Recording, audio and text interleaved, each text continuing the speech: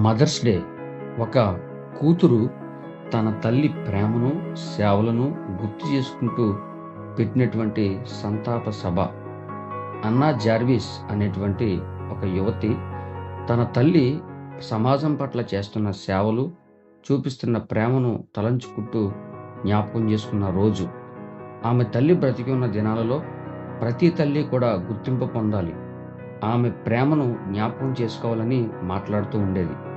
ఆమె మరణించిన తర్వాత 1908వ సంవత్సరంలో ఆమె తల్లి సేవలను జ్ఞాపకం చేసుకుంటూ పెట్టిన సంతాప సభ.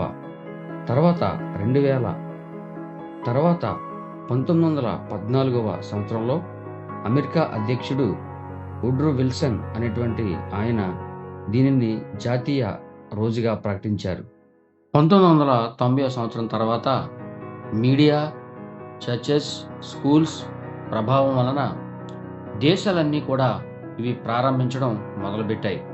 అయితే అత్యంత బాధాకరమైన సంగతి ఏంటంటే, ఏ స్త్రీ అయితే తన తల్లి ప్రేమను తలంచుకుంటూ ఈ రోజును ప్రారంభించిందో అదే స్త్రీ దానికి వ్యతిరేకంగా మాట్లాడింది.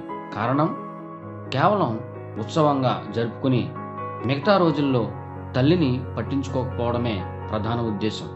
గనుక ఆమె వ్యతిరేకంగా మాట్లాడింది.